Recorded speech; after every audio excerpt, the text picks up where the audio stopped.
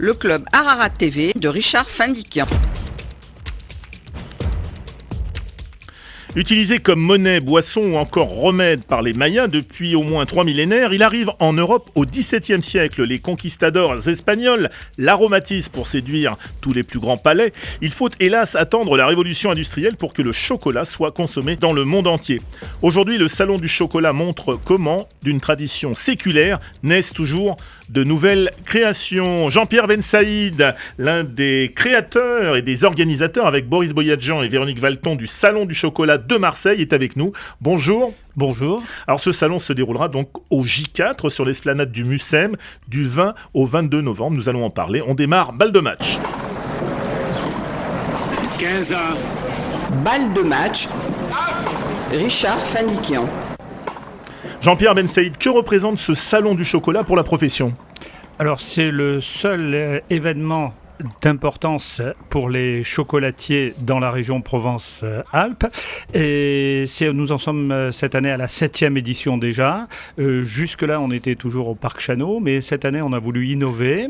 Et alors justement, des réponses très courtes, hein, Jean-Pierre, puisque c'est balle de match. Pourquoi avoir installé cette édition du salon au Mucem cette année, Jean-Pierre ? Eh bien, parce que c'est l'endroit qui bouge à Marseille, parce que c'est là où il faut être, et puis parce que c'est un lieu absolument magique. Que découvrira-t-on de particulier cette année, Jean-Pierre Bensaïd ? Alors, une nouvelle présentation du défilé des robes, des exposants qui nous viennent de la région, mais également de beaucoup plus loin, des démonstrations avec des chefs renommés de toute la région, et encore d'autres surprises. Alors, chaque année a lieu le défilé de robes en chocolat. Quel sera le thème cette année ? Alors, cette année, c'est les années folles et le Charleston. Vous voyez, donc ça va swinger. Vous êtes passionné, cher Jean-Pierre, par le chocolat. Qu'avez-vous appris de nouveau en travaillant à la préparation de ce dernier salon ? Alors, ce qu'on a constaté, c'est l'engouement de plus en plus grand des Français pour le chocolat. Et une meilleure connaissance également. Avant, on mangeait du chocolat. Maintenant, on mange tel ou tel type de chocolat. On connaît les marques, on connaît les pourcentages, on cherche les origines. Donc, un peu comme pour les vins, les Français deviennent des spécialistes et des accros. Combien d'artisans chocolatiers existent en France et combien seront présents sur le salon de Marseille ? Alors, il y a environ 3500 à 4000 artisans chocolatiers en France, ou pâtissiers chocolatiers, parce qu'ils ne font pas tous que du chocolat. Et sur le salon, nous allons en accueillir environ une 50aine. Qu'est-ce que le chocolat a de plus que les autres matières sucrées ? Beaucoup de choses. Alors là, ça va être difficile de répondre de manière très très courte. Mais alors, on peut dire avant tout que c'est excellent pour la santé, mais ça, tout le monde le sait déjà. C'est excellent pour la forme. Hein. Vous voyez, nous deux, on en consomme beaucoup. Eh bien, ça nous réussit. Et puis, c'est un antidépresseur et c'est surtout un vecteur de bonne humeur. Bon, faudra en donner un peu à Monsieur Banégas, là, qui est en cabine. Quel stand faut-il à tout prix visiter cette année pour découvrir une nouveauté, un chocolat jamais vu, une innovation surprenante. Oh là là, et on a plein de chocolat dans le studio. Merci Jean-Pierre. Dans quel stand il faut vraiment visiter à tout prix cette année ? Non, alors ça c'est la question sur laquelle je vais répondre Joker, parce qu'il y a vraiment des nouveautés sur pratiquement tous les stands et il y a surtout de très belles choses à découvrir et à déguster. Jean-Pierre Bensaïd, de quand date votre première émotion chocolatée ? Je crois que c'était tout jeune. À l'époque, c'était le pain avec une petite barre de chocolat. Mais alors, j'aimais tellement le chocolat. Pour faire une confidence, j'aimais tellement le chocolat que je voulais en avoir jusqu'à la fin. Donc, je commençais à manger le pain et très peu de chocolat, et puis encore du pain et très peu de chocolat. Et j'arrivais à la fin et je demandais à ma maman un peu plus de pain parce qu'il me restait du chocolat que j'avais voulu conserver.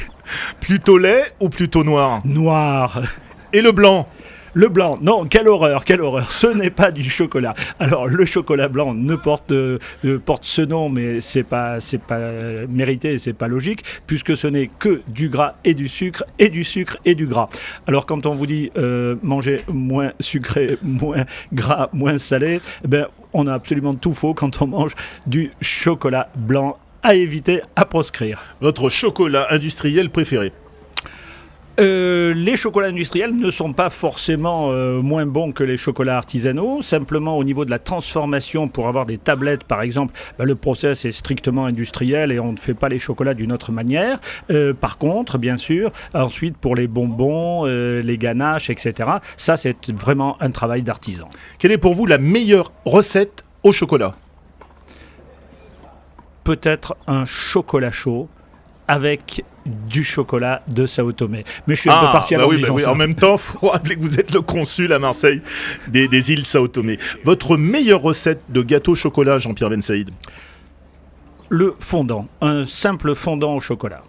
Le sel dans le chocolat, ça vous inspire? Non, pas vraiment. Alors vous savez, on a de nouvelles recettes, il y a de nouveaux goûts, Oui. etc. On peut aller toujours plus loin, mais comme en tous les domaines, le mieux est l'ennemi du bien, et ce n'est pas en jouant l'innovation à tout prix qu'on arrive à des réussites sur le plan gastronomique. Donc le chocolat au roquefort ou au camembert, je suis vraiment pas fanat. Et le chocolat dans le salé? Alors le chocolat dans le salé, oui, bien sûr, parce que n'oublions pas que le chocolat, avant d'être du chocolat, c'est le cacao, donc et ce n'est pas ni salé ni sucré. Et on introduit d'ailleurs de plus en plus maintenant du chocolat, mais souvent du chocolat noir ou de la liqueur de cacao, c'est-à-dire ce n'est pas un alcool, mais c'est-à-dire c'est le cacao pur, liquide, avant l'introduction de sucre, dans des recettes, même avec des grands chefs, dans des recettes de plats cuisinés, de plats principaux, de plats donc salés. Votre fève préférée? La melonado. Le chocolatier qui a marqué l'histoire, avec un grand H. Ah ben là c'est Robert Lynx, certainement le créateur de la Maison du Chocolat, qui nous a quittés il y a 1 an ou 2 maintenant. Ça a été vraiment le grand monsieur du chocolat pendant quelques décennies. Quel est le roi de France qui préférait le chocolat? Je pense que les présidents de la République l'adorent aussi. Oui, alors l'homme politique français, le plus grand amateur de chocolat que vous connaissez? Alors là, ça c'est certainement Nicolas Sarkozy, parce que c'est connu et reconnu, c'est vraiment un fanat de chocolat. Quel doit être le parcours du parfait gourmet au sein du salon cette année? Eh bien c'est très simple, commencer à gauche ou à droite, alors là on parlait de politique mais c'est pas un choix, et prendre les allées dans un sens, dans l'autre, aller jusqu'au bout du salon, découvrir les stands un par un, en profiter pour déguster, pour apprendre, pour discuter également, parce qu'un salon c'est ça, un salon ce n'est pas uniquement l'occasion d'acheter du chocolat, mais c'est l'occasion de rencontrer des professionnels qui sont des passionnés, de discuter avec eux, d'apprendre plein de choses sur l'univers du cacao, du chocolat, et puis aussi de se distraire et de passer un bon moment, et je crois qu'on en a tous bien besoin par les temps qui courent. Avez-vous une anecdote croustillante sur les coulisses du salon? Alors, sur les coulisses du salon, une anecdote. Là, c'est en instantané. Donc, oui. Mais, par exemple, sur le stand où on présente des cabosses de cacao, des vrais cabosses. Alors, bien sûr, on n'en voit pas souvent à Marseille, mais on en met sur le stand.